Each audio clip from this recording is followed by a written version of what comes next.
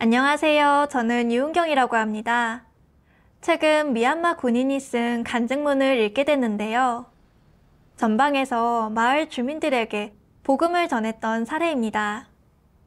주변의 전우들은 포로가 돼 손발이 잘리고 학대를 받으며 죽어가는 등 매우 열악한 상황에 처해 있었는데, 그런 상황에서 그분은 어떻게 복음을 전했을까요?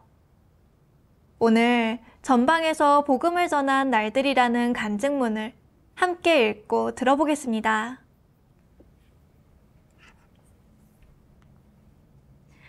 (2021년 1월에) 전우 2명이 제게 전능하신 하나님의 복음을 전해주었습니다. 그 후로 저는 예배 때 읽은 하나님의 말씀을 통해 하나님이 말세에는 성육신으로 오셔서 폐괴된 인류를 구원하시는 것과 하나님이 성육신하신 의미가 무엇인지 알게 되었습니다. 하나님이 직접 성육신으로 인간 세상에 오셔서 사역하시리라고는 정말 생각지도 못했습니다. 그것은 아주 거대한 비밀이며 우리 인류에 대한 하나님의 진실한 사랑이자 최대 구원입니다. 저는 정말 감동받았습니다. 하나님의 음성을 듣고 하나님의 현현과 사역을 볼 수 있으리라고는 생각지도 못했습니다. 저는 참 복이 많다고 느꼈고 더 열심히 예배에 참석하고 싶어졌지요. 하나님의 말씀을 읽고 형제자매와 교제하는 과정에서 저는 복음을 전하는 것이 우리 모두의 책임이고 하나님이 우리에게 요구하신 것임을 깨달았습니다. 복음을 전하는 것은 하나님을 증거하여 사람들을 하나님 앞으로 인도하고 사람들이 진리를 깨달아 하나님께 구원받도록 하는 것입니다. 동시에 자신을 위해 선행을 예비하는 것이기도 하지요. 복음을 전하지 않으면 피조물의 본분을 잃게 되고 하나님의 말씀을 먹고 마실 자격이 없습니다. 이런 것을 깨닫고 나니 복음을 전하고 싶다는 생각이 간절해졌습니다. 저도 하나님과 협력해 하나님 나라 복음을 더 많은 이에게 전해야겠다고 생각했지요. 그 후로 저는 틈만 나면 복음을 전하는 훈련을 했습니다. 10월에 여단본부로 배치되었는데 마침 여단본부에 전능하신 하나님을 믿는 리웡 형제가 있었습니다. 저는 그와 협력하여 전우들에게 복음을 전했습니다. 한 번은 20명 남짓 되는 전우들을 초대해 리웡과 함께 그들에게 전능하신 하나님의 말세 사역을 증거했습니다. 구하고 알아보는 과정을 통해 20명 넘는 전우들 모두가 받아들였습니다. 저는 너무 기뻤고 복음을 전하는데도 더욱 자신감이 생겼습니다. 당시 미얀마는 내전 중이었고 저는 전방에 배치됐습니다. 구타를 당해 다친 민간인들의 사진들을 보았고 적진에서 구출되어 돌아온 민간인들한테서도 이런 얘기를 들었습니다. 적진에 잡혀간 뒤 그들은 적군이 먹을 밥을 했고 적군이 시켜서 전쟁에도 나가야 했답니다. 싫다고 하는 사람은 쏴 죽였다고 하더군요. 어떤 사람들은 전쟁으로 집이 불타버려 숲속에서 숨어 지내야 했습니다. 전투나 공습이 있을 때마다 부상당한 사람들이 병원에 실려왔죠. 이런 모습을 보면서 저는 그들이 너무 가여워 이런 생각이 들었습니다. 저 사람들은 아직 하나님을 믿지 않나? 하나님을 믿지 않는다면 사람의 운명이 누구 손 안에 있는지도 모르고 누구한테 의지해야 보호받을 수 있는지도 모르겠네. 내가 저 사람들한테 복음을 전하여 하나님 앞으로 인도할 수 있다면 저 사람들도 하나님께 기도하고 하나님의 말씀을 읽고 진리를 깨달아서 하나님께 보호받을 수 있을 텐데. 이렇게 생각하니 책임감이 생기더군요. 마을로 가서 복음을 전하고 싶고 그들을 하나님 앞으로 인도하고 싶었습니다. 하지만 저는 아직 전방의 지형에 익숙하지 않았고 적군이 어디에 숨어 있는지도 잘 몰랐습니다. 이런 상황에서 무턱대고 복음을 전하러 나갔다가 적군을 맞닥뜨리기라도 하면 잡히거나 죽임을 당할 수 있었죠. 저는 너무 두려워 어떻게 해야 할지 몰라 하나님께 기도했습니다. 그러다 하나님의 이런 말씀이 생각났습니다. 너는 주위의 모든 환경이 다 내가 허락한 것임을, 또 내가 마련한 것임을 알아야 한다. 명심해라. 내가 내게 마련해준 환경에서 나의 마음을 만족해야 한다. 아무것도 두려워할 것 없다. 만군의 전능하신 하나님이 반드시 너와 함께하며 너희 뒤에서 호위하고 너희의 방패가 될 것이다. 저는 제가 복음을 전하러 나갔다가 적군에게 잡히거나 죽임을 당할까봐 두려워한 것은 하나님의 전능과 하나님이 모든 것을 주재하시는 것에 대해 실제적인 인식이 없고 신심이 부족했기 때문임을 인식했습니다. 제가 매일 맞닥뜨리는 크고 작은 환경은 모두 하나님이 주재하고 계획하시며 적군에게 붙잡히느냐 여부 역시 하나님 손안에 있다는 것도 알게 되었습니다. 환경이 아무리 위험해도 하나님이 허락하지 않으시면 그들이 저를 잡을 수 없고 설사 언젠가 정말 적군에게 잡혀가더라도 제가 죽고 사는 것은 다 하나님 손안에 있으니 하나님이 마련하신 이 환경에 순종해야 한다는 것도 알게 되었지요. 제가 전방에 배치된 것도 생각해보면 하나님의 아름다운 뜻이 있었습니다. 이곳 주민들은 이렇게 위험한 환경에서 생활하고 있는데 이들에게 복음을 전해주는 사람이 아무도 없었습니다.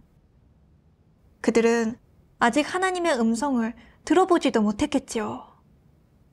어쩌면 이곳에 하나님이 구원하시고자 하는 사람이 있을지 모르니 저는 하나님의 마음을 헤아려 이곳에 복음을 전하고 하나님을 증거함으로써 그들을 하나님 앞으로 인도해야 했습니다.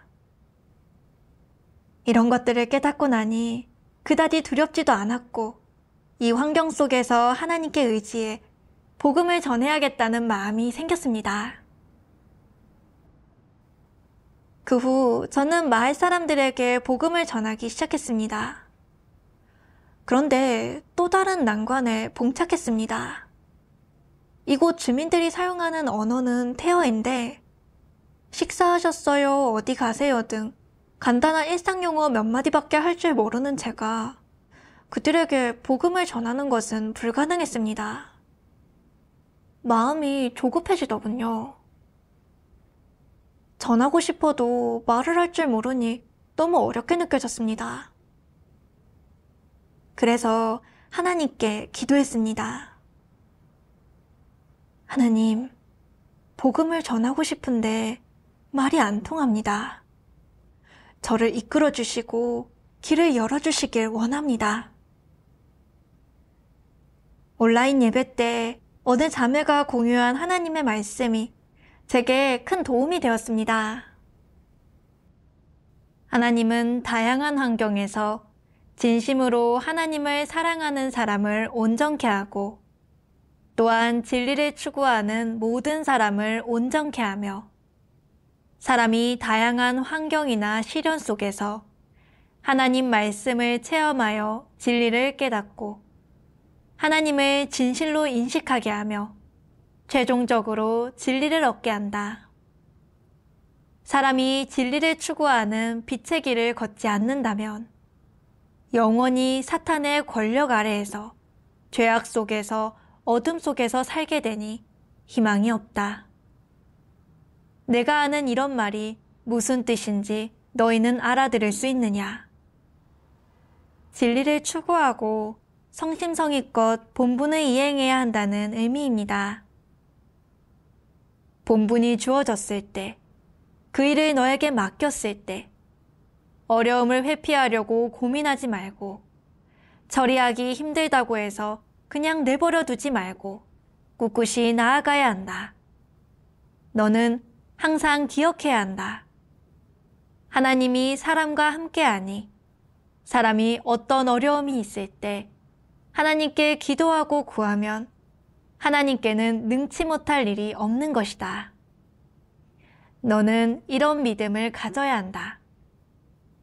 너는 하나님이 만물의 주재자임을 믿으면서 왜 일이 닥치면 여전히 두려워하고 버팀목이 없다고 생각하느냐? 이는 내가 하나님을 의지하지 않고 하나님을 너의 버팀목으로, 너의 하나님으로 여기지 않았음을 의미한다. 그렇다면 하나님은 너의 하나님이 아니다. 현실 생활 속에서 어떤 일이 닥치든 너는 수시로 하나님 앞으로 나아와 기도하고 진리를 구해야 한다.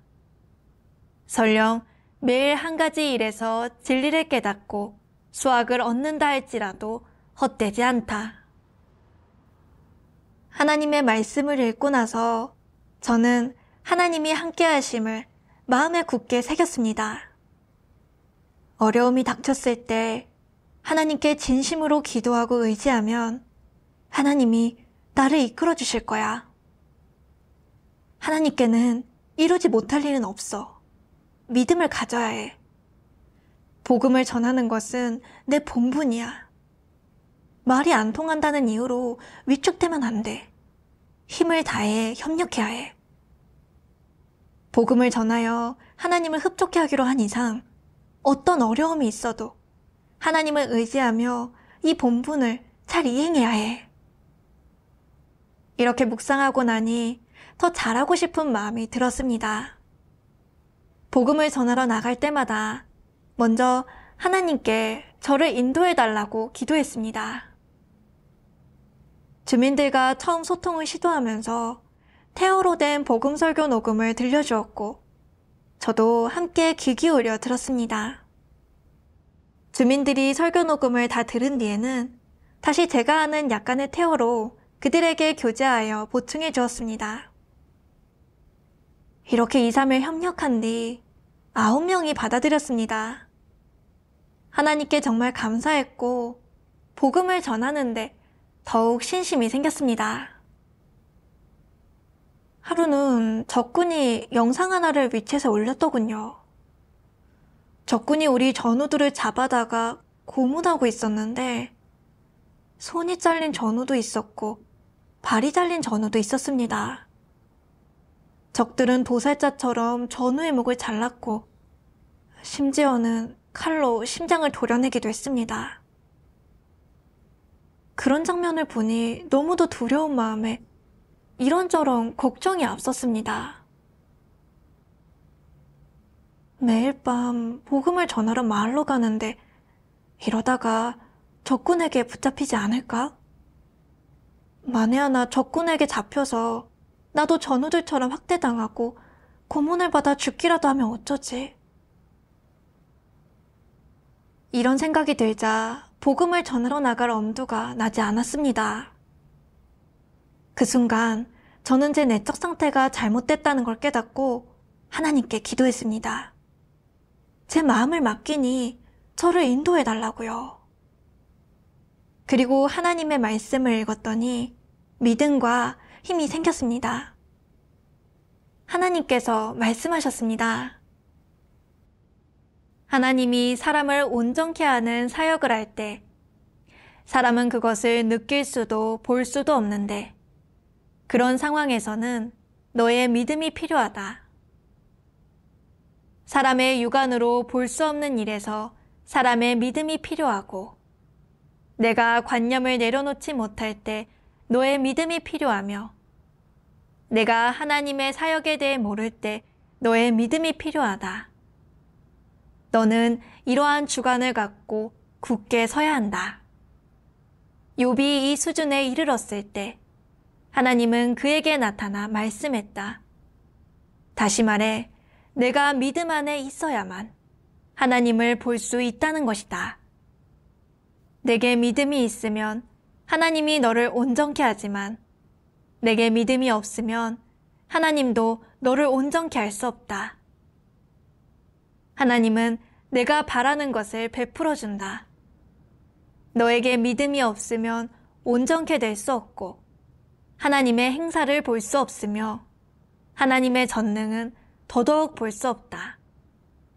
내가 실제 체험 중에서 하나님의 행사를 볼 믿음이 있다면 하나님은 너에게 나타나 내 안에서 너를 깨우쳐주고 인도할 것이다. 그러나 내게 그런 믿음이 없다면 하나님도 어쩔 도리가 없다. 내가 하나님께 희망을 잃으면 어떻게 하나님의 사역을 체험할 수 있겠느냐?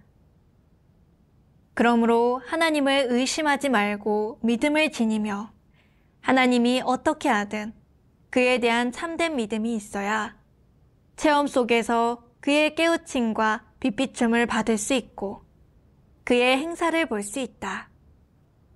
이런 것은 모두 믿음으로 이루어지는 것이다. 연단이 있어야 믿음이 생기고 연단이 없으면 믿음도 생기지 않는다. 믿음이란 무엇이냐? 바로 사람이 볼 수도 느낄 수도 없을 때 하나님의 사역이 사람의 관념과 맞지 않아 이룰 수 없을 때 갖춰야 하는 참된 믿음과 진실한 마음이다. 이것이 바로 내가 말하는 믿음이다. 저는 깨달았습니다. 환난과 시련이 닥쳤을 때 믿음이 없고 능동적으로 협력하지 않으면 하나님이 우리에게 역사하실 수 없고 우리도 하나님께 온전케 될 수 없다는 것을요. 보이지 않는 일일수록 하나님에 대한 믿음이 더 필요하고 시련을 겪어야만 믿음이 생기는 것이었습니다.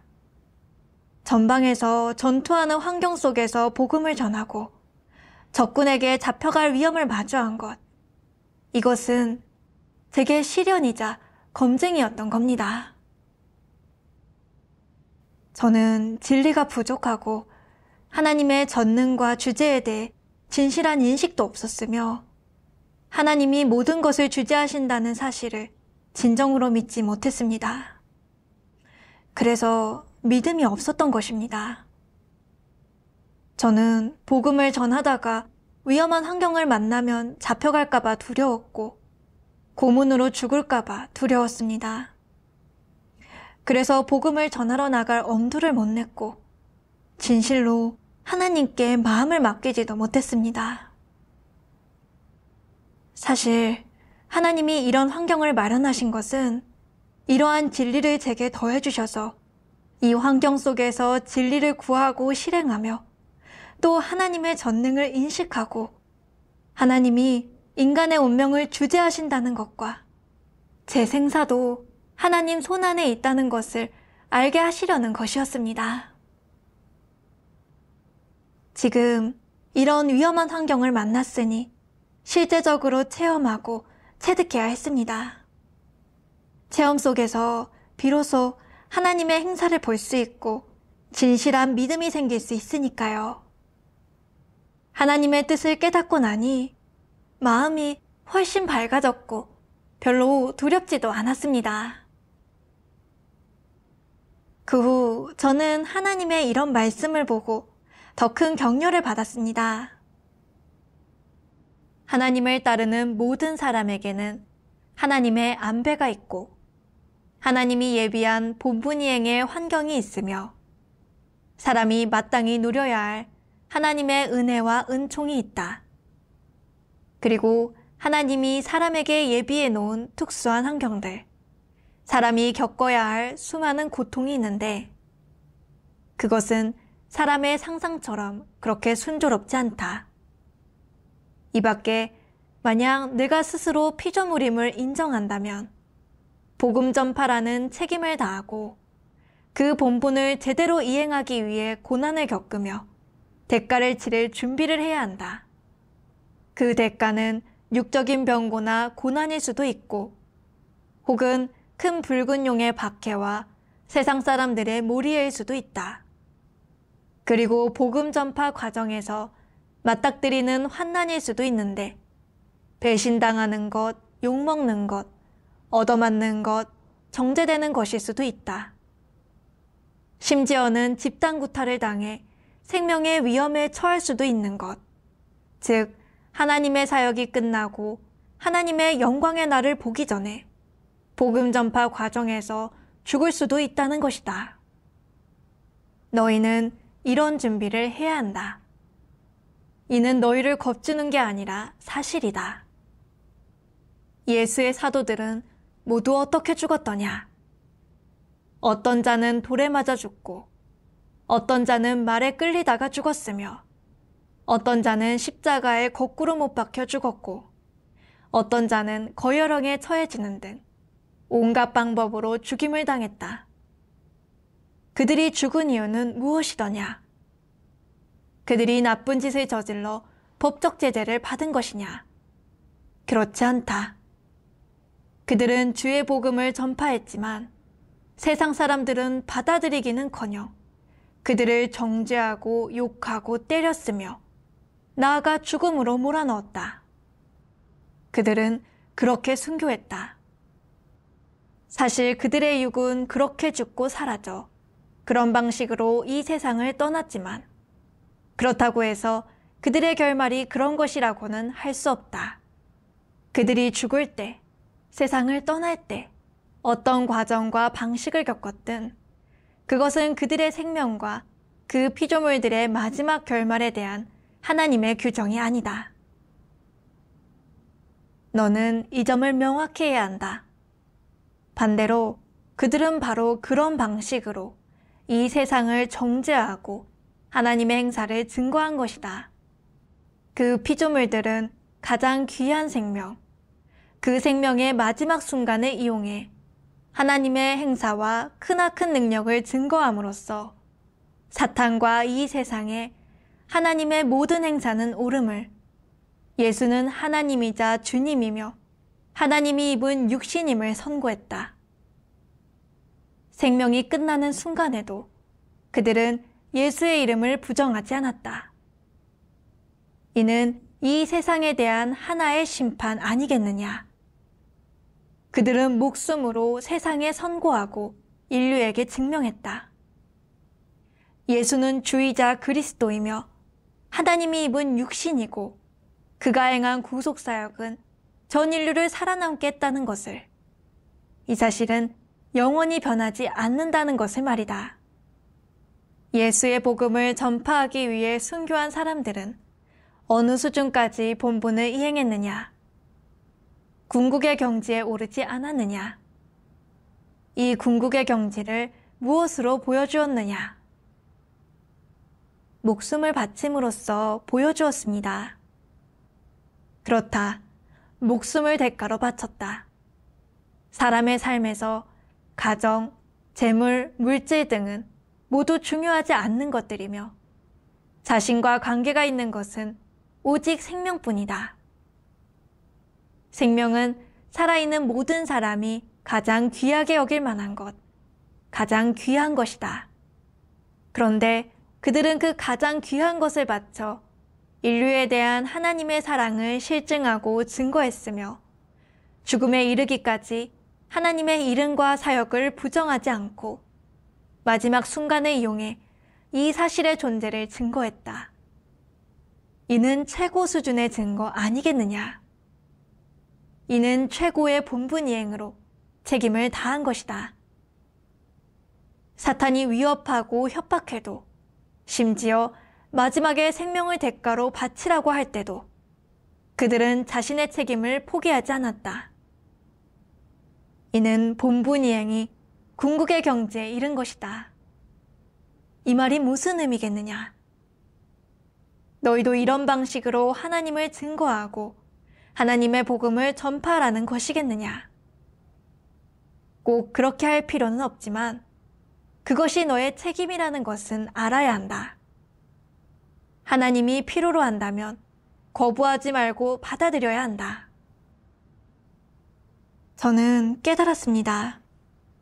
우리 각자가 하나님을 따를 수 있는 데는 다 하나님의 주제와 안배가 있고 또 하나님께서 우리에게 본분이행의 환경을 마련해 주셨다는 것을요. 복음을 전하는 과정에서 우리는 다양한 환경과 갖가지 위험을 만나게 됩니다. 때로는 모욕당하고 얻어맞고 비난받기도 합니다. 또 때로는 사탄 정권에 넘겨져 고문을 당하기도 하고 심지어는 목숨을 잃기도 합니다. 하지만 어떤 환경을 만나든 저는 피조물로서 언제나 본분을 잘 이행해야 합니다. 복음 전파를 저의 사명이자 책임으로 여기고 아무리 힘들고 고통스럽더라도 설사 생명을 대가로 치르더라도 제 본분을 잘 이행하고 책임을 다해야 합니다. 저는 은혜 시대에 예수님을 따르던 제자들을 떠올렸습니다. 그들도 주의 복음을 널리 전할 때 수많은 위험을 만났습니다. 매를 맞고 비난받았으며 감옥에 갇히고 산채로 십자가에 못 박혀 고통스럽게 죽임을 당했습니다. 하지만 그들은 원망하지 않았고 자신의 책임과 본분을 포기하지도 않았습니다. 결국 죽을 때까지 순종하고 자신의 생명으로 하나님의 행사와 큰 능력을 증거하고 사탄 마귀를 부끄럽게 하였습니다. 그들의 죽음은 그들이 악행을 저질렀기 때문이 아니라 하나님의 이름을 증거하기 위함이었고 예수님이 바로 창조주이심을 증거하기 위함이었습니다. 그들이 자신의 생명을 대가로 치르면서 하나님의 복음을 전파하고 하나님을 증거한 것은 가장 의미 있는 일입니다. 그들은 책임을 다했고 하나님은 그런 피조물을 칭찬하셨습니다. 비록 그들의 육은 죽었지만 그들의 영혼은 하나님 손안에 있고 모두 하나님의 안배가 있었던 것입니다. 저도 자신을 반성했습니다. 저는 죽을 수도 있다고 생각하니 겁이 나서 복음을 전하러 나갈 엄두가 나지 않았었습니다. 오로지 제 안전만 생각했고 제 생명만 귀히 여겼습니다. 제 운명을 제가 주관할 수 있다고 복음을 전하러 나가지만 않으면 위험한 일도 죽을 일도 없을 거라고 생각했었습니다. 하지만 이제는 깨달았습니다. 복음을 전하러 나가지 않으면 안전한 것이 아니라 제가 있는 이곳, 전방이 애초에 위험한 곳이라서 불시에 습격받을 수 있다는 것을요. 더구나 우리가 민가에 내려가 마실 물을 얻거나 물건을 사는 일 모두가 위험한 일이고 언제든 적군의 습격을 받을 수 있다는 것을요. 저의 생명은 저 스스로 주관할 수 있는 일이 아닙니다. 우리가 적군에게 잡혀갈지 여부는 하나님 손안에 있습니다. 하나님이 허락하시지 않으면 우리가 복음을 전하러 나가더라도 적군에게 잡히지 않을 것이고 하나님이 허락하신 환경이 닥친다면 복음을 전하러 나가지 않더라도 적군에게 기습을 당하거나 붙잡힐 것입니다. 저는 피조물로서 마땅히 하나님의 지배와 안배에 순종해야 합니다. 어떤 환경에서도 끝까지 복음을 전하며 저의 본분을 이행해야 합니다. 제가 각종 핑계를 대며 복음을 전하지 않고 하나님을 증거하지 않는다면 저는 육이 살아남더라도 하나님 앞에서는 피조물로서의 기능을 상실하여 살아도 의미가 없습니다. 결국 하나님에 의해 도태될 수밖에 없고 구원받을 수 없겠지요.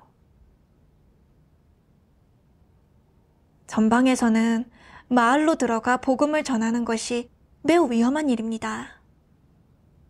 하지만 하나님의 복음을 널리 전파하고 확장하기 위해서는 목숨을 아껴서는 안 되고 죽음을 올바로 대해야 합니다. 필요하다면 생명을 바쳐서라도 끝까지 복음을 전하면서 자신의 책임을 다해야 합니다. 이것이 하나님을 증거하는 것이고 최고의 본분이행입니다. 또한 저는 하나의 피조물이고 하나님을 따르는 사람으로서 어떤 위험한 환경이 닥치더라도 복음을 전하는 것이 제 사명이자 반드시 이행해야 하는 책임이며 어떠한 상황에서도 복음 전파를 멈춰서는 안 된다는 것도 깨달았습니다. 그 후 저는 리바오와 아이리 형제를 찾아갔고 함께 나가서 복음을 전했습니다.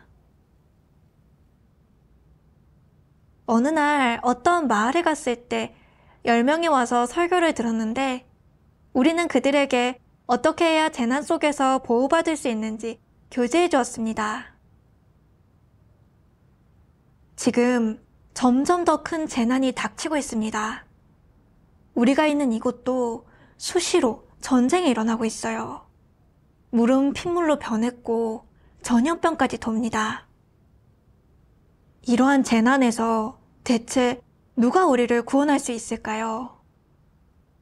구세주만이 천지만물을 창조하신 유일한 참 하나님만이 우리를 구원할 수 있습니다. 이어 우리는 그들에게 설교 녹음을 들려주었습니다. 녹음 내용은 사람에게 어째서 생로병사가 있는지, 재난 속에서 어떻게 하나님의 보호를 받는지, 그리고 사탄이 어떻게 사람을 폐괴시키는지, 하나님은 어떻게 사역하여 사람을 구원하시는지 등에 관한 얘기였습니다. 이어 전능하신 하나님의 이런 말씀을 읽었습니다. 사실은 이렇다. 땅이 없었을 때는 하늘에서 천사장이 가장 큰 천사였고 하늘에 있는 모든 천사를 다스렸다. 그것은 하나님이 천사장에게 준 권병이었다. 하나님 외에는 천사장이 천사 중에서 가장 컸다. 그 후에 인류가 창조되자 천사장은 땅에서 하나님을 배반하는 더 큰 일을 저질렀다. 그가 배반했다고 말하는 이유는 하나님의 권병을 뛰어넘어 인류를 다스리려고 했기 때문이다. 천사장이 하와를 유혹해 죄를 범하게 한 것은 땅에서 따로 왕국을 세워 사람이 하나님을 배반하고 자신을 따르게 하기 위함이었다. 천사장이 보니 많은 것들이 자기 말을 따르고 있었다. 천사도 땅의 사람도 모두 그의 말을 따르고 있었다.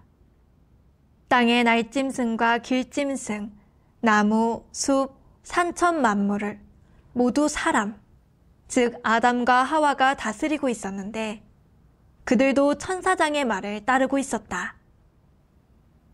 그때부터 천사장은 하나님의 권병을 뛰어넘고 하나님을 배반하려고 했으며 나중에는 또 많은 천사들을 이끌어 하나님을 배반함으로써 갖가지 더러운 귀신이 되게 했다. 인류가 지금에 이르게 된 것은 천사장이 폐괴시켰기 때문 아니더냐.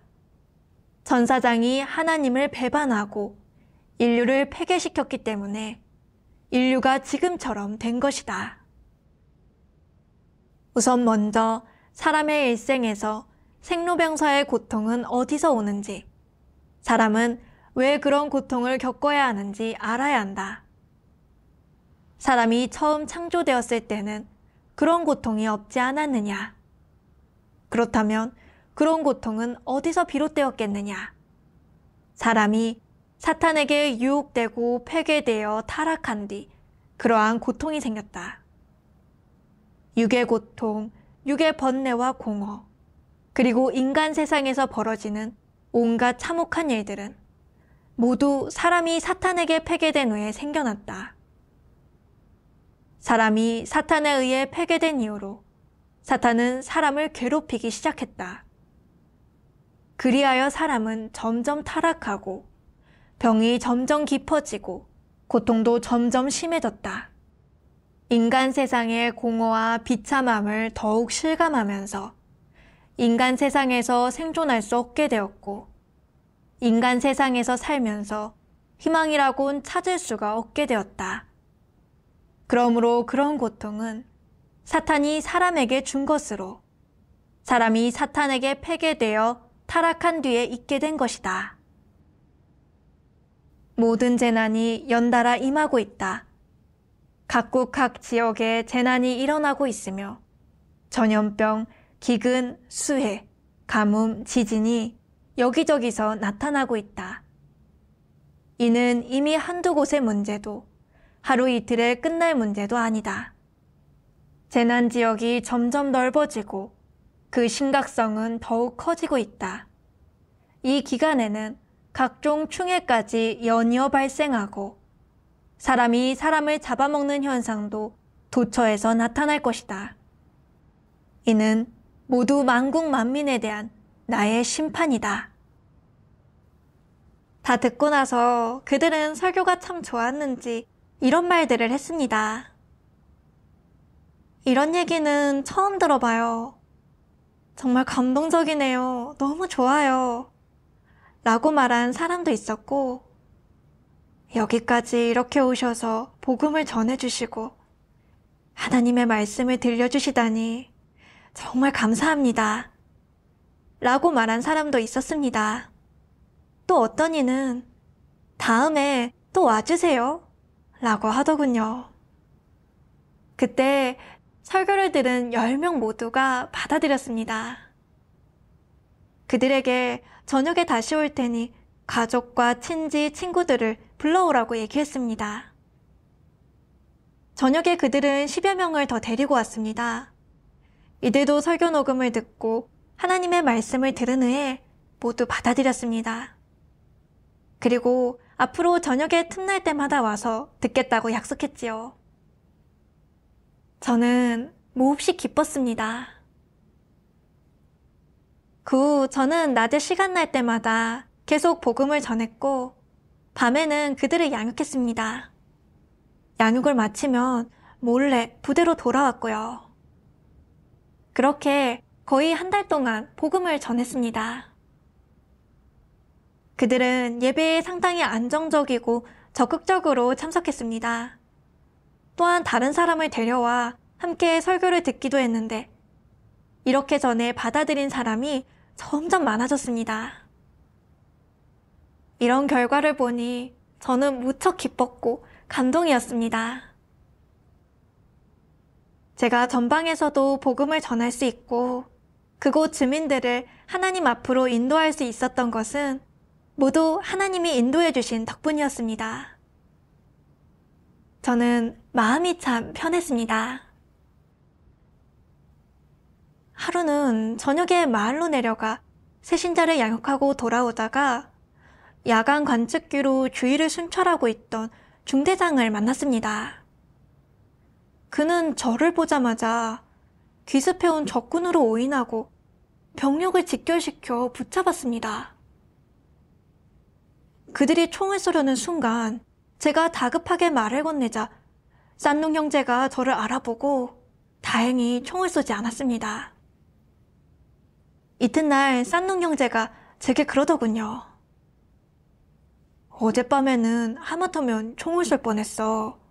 내가 자네 목소리를 알아들었기에 망정이지. 그 말에 감동한 저는 하나님께 저를 지켜주셔서 감사하다고 기도했습니다. 하나님의 이 말씀이 생각나더군요. 사람의 마음과 영은 하나님의 주관 속에 있으며 사람의 모든 삶 역시 하나님이 지켜보는 가운데 이루어진다. 내가 이 모든 것을 믿든 믿지 않든 상관없이 모든 존재는 생명이 있든 없든 전부 하나님의 생각에 따라 움직이고 변화하고 새로워지며 사라진다. 이것이 바로 하나님이 만물을 주재하는 방식이다. 하나님이 모든 것을 주재하고 주관하시며 사람의 마음과 영은 모두 하나님의 손안에 있음을 보았습니다. 살아있는 것이나 죽은 것이나 그 어떤 것도 하나님의 생각에 따라 움직이고 변화하며 우리의 생사에도 하나님의 주재와 안배가 있음을 알았습니다.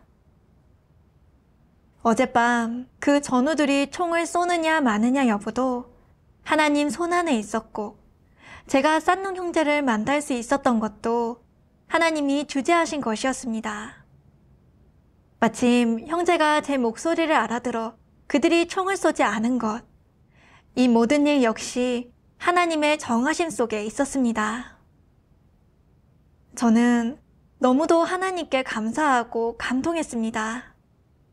하나님이 저를 사랑하고 보호하신다는 것을 느꼈고 하나님의 행사가 기묘함을 알았습니다. 그 후 저는 형제 2명과 함께 계속해서 마을로 가서 복음을 전했습니다. 그때 총 57명에게 복음을 전했는데 그들 모두 교회에 들어왔습니다. 저는 하나님의 인도에 감사했습니다. 얼마 후 그 마을 사람 거의 모두에게 복음을 전했습니다. 저는 이제 어디로 가서 복음을 전해야 할까를 생각하고 있었는데 그날 부대 이동해서 마침 우리를 다른 마을로 배치하더군요. 그 마을에는 2개의 촌이 있었습니다. 저는 이 새로운 환경에서 계속 복음을 전할 수 있게 돼서 정말 기뻤습니다. 하지만 이 마을도 굉장히 위험해서 언제라도 적군이 공격해 들어올 수 있었습니다. 이곳에 도착하자마자 지뢰를 발견하고 보니 두려움도 좀 있었고 민간인으로 위장한 적군이 갑자기 나타날까봐 겁이 나기도 했습니다. 우리가 소수 인원이거나 혹은 혼자서 총도 없이 나갔다가 그들을 만나면 그들이 그 틈에 우리를 죽여버리거나 잡아갈 테니까요. 하지만 이전의 환경을 겪으면서 저는 하나님의 기묘한 행사를 보았고 복음을 전하는 것이 제 책임이니 어떤 환경을 만나더라도 협력해야 한다는 것을 잘 알고 있었습니다. 이렇게 생각하니 그다지 꺼려지지 않더군요.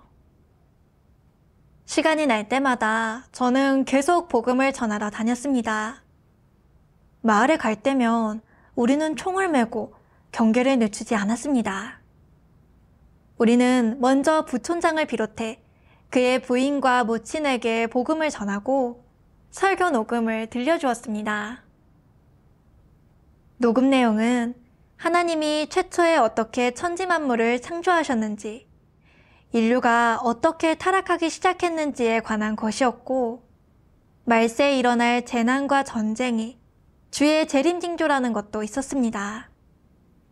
또한 현재 예수께서 이미 성육신으로 돌아와 인간을 구원하고 계신다는 것, 그분이 바로 말세 그리스도, 전능하신 하나님이시고 진리를 선포하여 말세의 심판사역을 하신다는 것, 사람을 정결케 하고 죄악과 재난에서 벗어나도록 구원하신다는 것, 오직 전능하신 하나님 앞에 나와야만 하나님의 구원을 받아 천국에 들어갈 수 있다는 것 등을 얘기했습니다. 하나님을 증거하는 설교를 다 듣고 나서 그들은 무척 좋아했습니다. 부촌장이 그러더군요.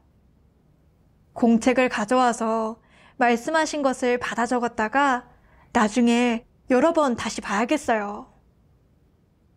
그래서 제가 대답했습니다. 괜찮습니다. 저희가 내일 또 오니까요. 다른 분들도 함께 오실 수 있나요? 부촌장이 장담하더군요. 너무 좋은 말씀이고 또 옳은 말씀입니다. 제가 부촌장이지 않습니까? 당연히 주민들도 다 같이 듣게 해야지요. 이틀 뒤 부촌장이 몇몇을 데려와 함께 설교를 들었습니다. 나중에 이 2촌에서 94명이 전능하신 하나님의 말세사역을 받아들였습니다. 저는 하나님의 안배에 정말 감사했습니다. 우리를 이곳에 오게 하시고 복음을 전하면서 본분을 이행할 수 있게 하신 것. 이는 하나님이 우리를 높여주신 것입니다. 하나님께 정말 감사했습니다. 이 일을 겪은 뒤 저는 하나님이 사람의 운명을 주재하시는 것과 사람의 생사가 모두 하나님 손안에 있음에 대해 체득하게 되었습니다. 또한 하나님의 전능과 주재에 대해 좀 더 실제적으로 알게 되었습니다. 전방에 가기 전에도 군에 입대하면 위험하다는 것은 알고 있었고 생사를 모두 하나님께 맡긴다는 기도도 드렸지만 실제로 전방에 와서야 하나님에 대한 제 믿음이 보잘것없다는 것을 알게 되었습니다. 위험한 환경을 만나 두렵고 신심이 없을 때마다 하나님의 말씀이 제게 공급해주고 저를 이끌어주고 믿음과 힘을 더해준 덕분에 저는 물러서지 않았고 본분을 포기하지 않게 되었습니다. 하나님이 제게 이런 체험을 주신 것에 감사합니다. 앞으로 어느 곳, 그 어떤 위험한 곳에 있더라도 하나님의 복음을 널리 전파하는 것은 저의 사명이니 저는 하나님에 대한 믿음을 가지고 마음을 하나님께 맡겨 피조물의 본분을 이행할 것입니다. 전능하신 하나님께 감사합니다.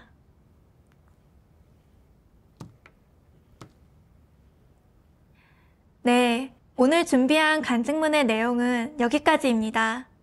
시청해주셔서 감사합니다. 다음 시간에 인사드리겠습니다.